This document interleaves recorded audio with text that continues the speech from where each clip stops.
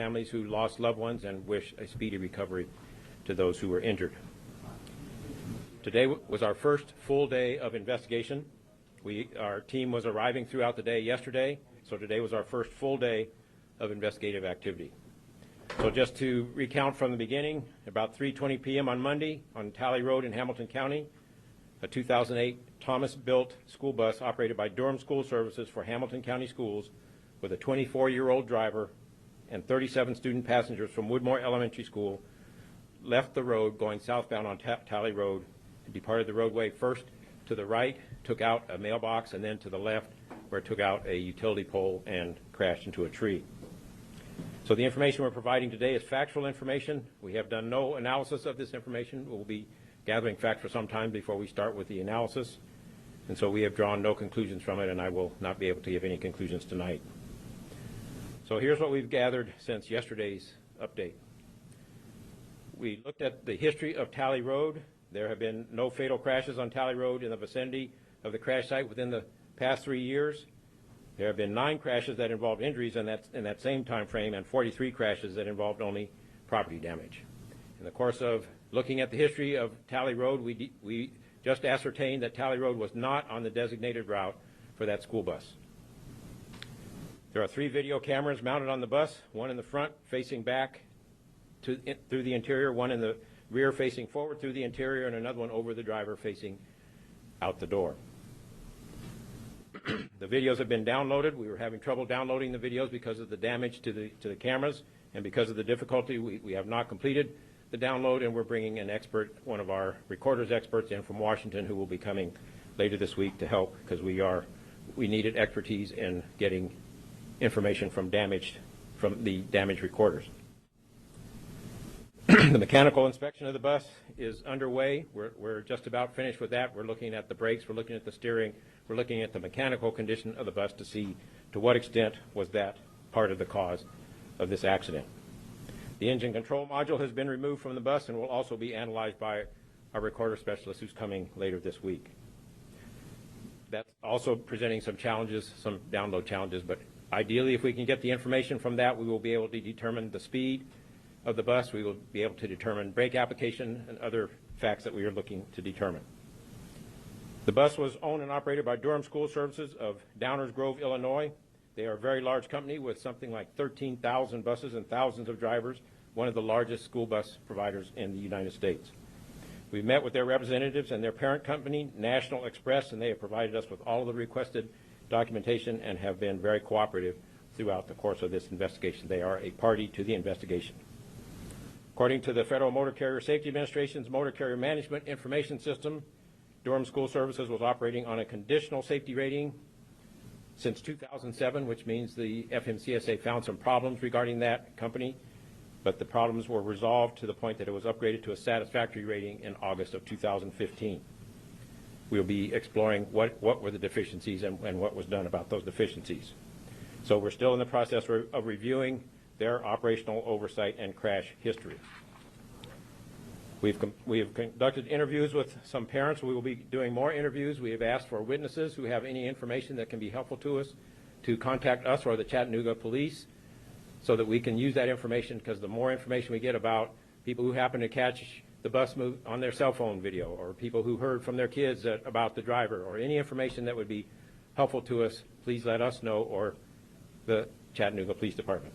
And again, I would like to emphasize how good the cooperation has been between us and the Chattanooga Police Department. We could not do what we're doing without their help.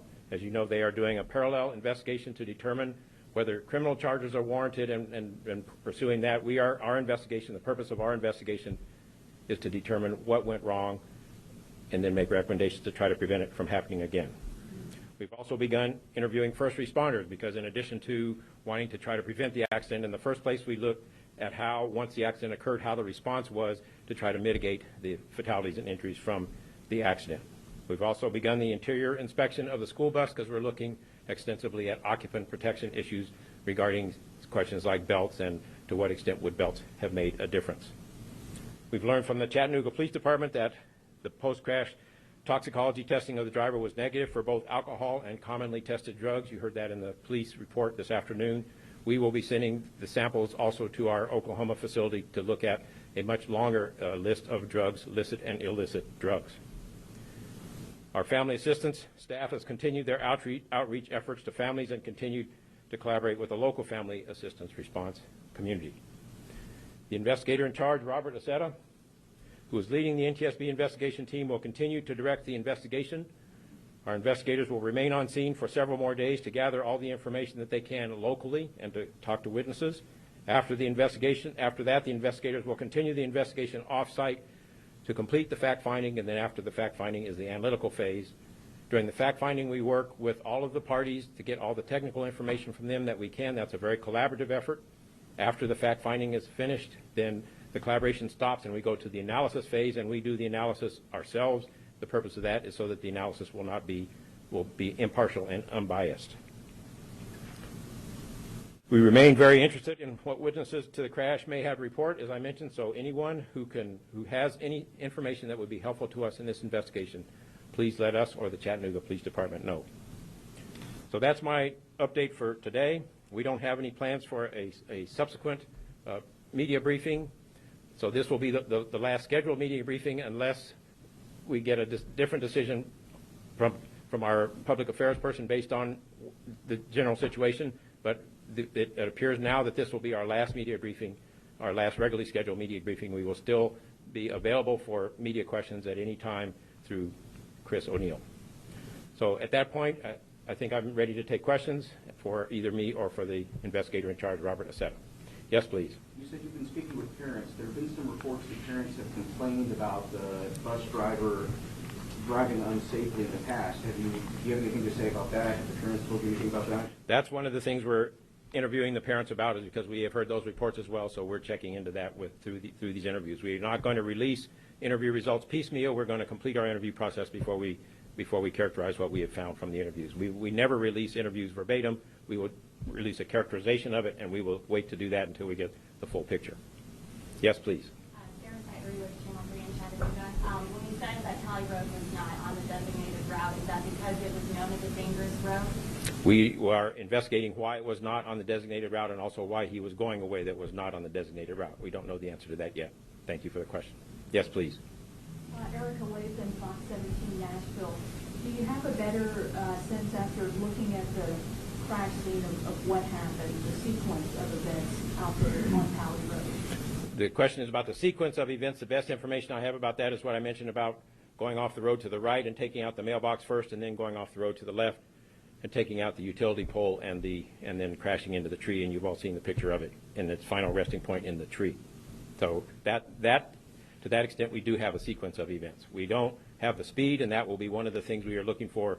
The downloads from the cameras, the engine module, we are looking for any information we can get to corroborate exactly what the speed was at the time, and in particular the speed at the time it left the road. Yes, please. With Channel 9 in Chattanooga. And about 2.5 years ago in Anaheim, California, there was an accident, a school bus accident with intrusion, and the NTSB said that the 3-point belt helped save lives for the students that should have them on.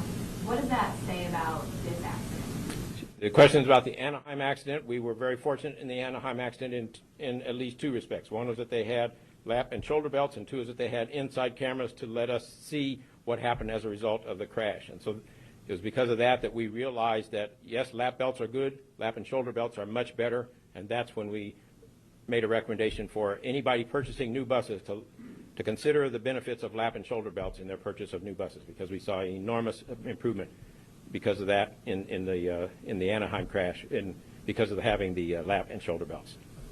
Yes, please. Two-point question. Terry Sanders, I understand correctly that you said that this bus was not on the designated route. Does that mean it was not following the correct route that it should have been, and it was on a road that it should not have been if it was following the route that would be taking children home on? The question is about the designated route, and yes, we have ascertained that this road was not on the designated route for that bus. So he should not have been driving that route. Do we know whether he had driven this road previously, or this was sort of a one-off and he went on the road that day? And the question is, do we know whether he went this route previously? That's one of the things we're exploring is A, has he done it before, and B, if so, why? And I guess the other question that I have is concerning looking at his background. You're fortunate to have video here to look at this incident. Are those many recorded videos over multiple trips that you can go back and review his driving record over weeks or months, or is it just recorded on that trip and then you have it re-recorded over on every trip? The question is how much was on the video recording. I don't know the answer to that yet, but the video is to us not only helpful as accident investigators, but we urge the operators to look at the video from time to time to ascertain, is this bus being operated in the way that we want it to be operated, because it has tremendous operational significance that if you see things that are going wrong, then you can act on them before somebody gets hurt. So that's why the videos are so important to us. Yes, please. Can you speak on the collaboration efforts that will take place? I know you're interviewing witnesses now. Will that information, those witness statements, be sent to police? Are we re-interviewing the same witnesses, or how does that part work? The question is about the collaboration between us and the police department regarding the witnesses. We try to avoid multiple interviews if possible and work with the police department as much as possible, but sometimes we may have divergent purposes and we may have to have two interviews of the same witness. So that's case by case. You all get are then handed back to the police department, per se, for any further. We share the information between us and the police department, yes. Yes, please. Or maybe in Chattanooga, do you guys by any chance know if Johnthony Walker left the scene at any point? I don't know what we have found in that respect. We will know that, but I don't know it as we speak. The question is, did he leave the scene at the point after the accident? And I don't know the answer to that. Yes, please. Erica Lincoln, Fox 17 News, Nashville. Will you be looking at Mr. Walker's cell phone or possible use of GPS? Is that something that you're looking at? And do you have his cell phone? The question is about the cell phone, the driver's cell phone. We customarily now, we've learned from our lesson from many investigations that we customarily look at cell phone records as a matter of course, routinely. And that means not only the cell phone itself, but it also means looking at the carrier's records to see what kind of information was going in or out, and that is helpful to know, was there anything being transmitted or received at the time, but we need the cell phone itself in order to know, was there actually activation of the cell phone without sending or receiving a signal at the time when the crash occurred. So we are looking into all of that. Yes, please. These videos that the buses have, do they normally have audio as well as pictures? The question is about is there audio with the video, and the answer to that is yes. The cameras have both audio and video. We don't know about the quality of the audio because we've heard some allegations about things that were said, and we're wondering will we be able to hear that, and that remains to be determined. Again, it was the damage to the cameras that's creating the complication in the download, and that's why we had to bring our experts from Washington to help us with the download.